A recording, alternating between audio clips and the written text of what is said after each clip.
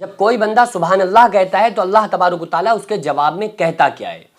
سبحان اللہ کے معنی ہے پاک ہے اللہ، یعنی کہ بندہ اللہ تبارک و تعالیٰ کی تعریف بیان کرتا ہے اور یہ کہتا ہے کہ اللہ پاک ہے۔ تو جب کوئی بندہ، ایک روایت میں آتا ہے اور یہ حدیث فضائل میں لکھی ہوئی ہے، فضائل کی کتابوں میں ملتی ہے کہ اگر کوئی بندہ 100 مرتبہ سبحان اللہ صبح پڑھتا ہے نا تو اس کو 100 مقبول حج کا ثواب ملتا ہے۔ شام کو جب کوئی بندہ یہ پڑھتا ہے تو اس کو 100 مقبول حج کا ثواب ملتا ہے، اور اللہ تبارک و تعالیٰ اس بندے کی حفاظت فرماتا ہے۔ اور یہ جو بات ہے نا، یہ فضائل کی کتابوں میں ملتی ہے، فضیلت اس کی یہ ہے۔ اور ایک اور جگہ آقا علیہ الصلوۃ والسلام نے ارشاد فرمایا کہ ایک پلڑے میں زمین، آسمان، چاند، سورج، ستاروں، پوری کائنات کو رکھ دیا جائے، دوسرے پلڑے میں سبحان اللہ و بحمدہ سبحان اللہ العظیم یہ رکھ دیا جائے، تو یہ پلڑا جھک جائے گا، یہ پلڑا بھاری پڑ جائے گا پوری دنیا سے۔ تو یہ سب سے بڑی فضیلت سبحان اللہ و بحمدہ سبحان اللہ العظیم کی ہے۔ تو اسی کا ایک ٹکڑا ہے سبحان اللہ۔ عام طور سے نماز کے بعد بھی سبحان اللہ، الحمدللہ، اللہ اکبر پڑھا جاتا ہے۔ اور جو سبحان اللہ ہے نا، جب بندہ اللہ تبارک و تعالیٰ کی تعریف بیان کرتا ہے اور یہی جملہ جب نماز میں بولتا ہے، کیا؟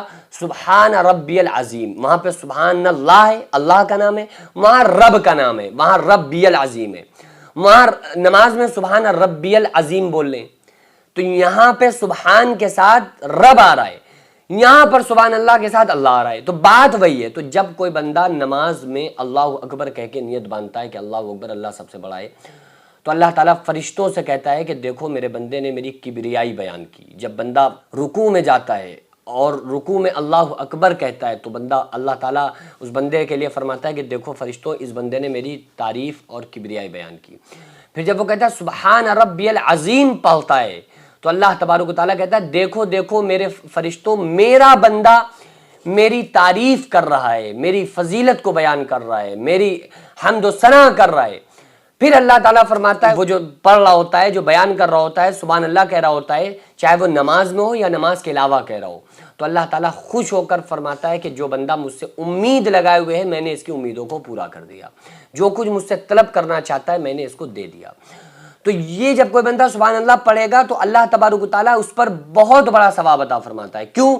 کیونکہ سبحان اللہ میں اللہ کی تعریف ہے، اللہ کی پاکی بیان ہو رہی ہے، اور سب سے زیادہ جو اللہ کو پسند ہے، اپنی تعریف پسند ہے۔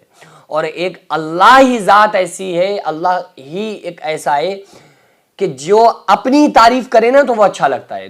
دنیا والے اگر کوئی اپنی تعریف کرے نا تو کہا جاتا ہے اپنے منہ میاں مٹھو بن گئے، اپنے منہ سے اپنی تعریف کر رہے ہیں۔ اور اللہ تعالیٰ اپنی تعریف کرتا ہوا کتنا پیارا لگتا ہے، کتنا اچھا لگتا ہے۔ کیوں؟ کیونکہ وہ تعریف کے لائق ہے۔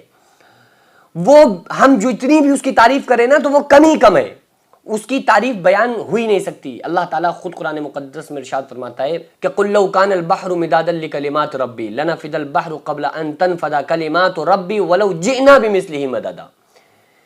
اللہ تعالیٰ فرماتا ہے تم ساری دنیا کے جتنے بھی پیڑ ہیں، درخت ہیں، ان کو قلم بنا دیا جائے، اور دنیا بھر میں جتنے بھی سمندر ہیں ان کو سیاہی روشنائی بنایا جائے، اور سارے انسان، جنات، نبی، ولی اور فرشتے سب بیٹھ کر اللہ کی تعریف لکھنا شروع کر دیں، لکھتے لکھتے لکھتے لکھتے لکھتے لکھتے اللہ تبارک و تعالیٰ فرماتا ہے کہ یہ سارے قلم ٹوٹ جائیں، ساری سیاہی خشک ہو جائے، اللہ فرماتا ہے ہم 7 سمندر اور دے دیں روشنائی بنا کر، پھر لکھنا شروع کریں، لکھتے لکھتے لکھتے 7 سمندر سیاہی کے ختم ہو جائیں اور سارے قلم ٹوٹ جائیں، لیکن اللہ تبارک و تعالیٰ کے حمد و ثنا اور تعریف نہیں لکھ سکتے۔ تو اللہ کی تعریف یہ ہے۔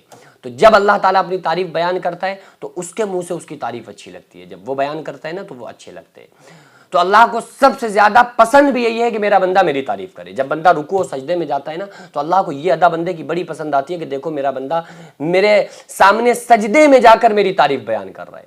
تو اس لیے اپنی عادت بناؤ ہر وقت سبحان اللہ کہنے کی، سبحان اللہ، الحمدللہ، اللہ اکبر، یہ اللہ کا ذکر ہے۔ اور اللہ فرما رہا ہے یا ایھا الذین آمنوا اذکروا اللہ ذکرا کثیرا، ایمان والو اللہ کا خوب ذکر کیا کرو، وَلَذِکْرُ اللَّهِ اکبر، اللہ کی یاد سب سے بڑی چیز ہے۔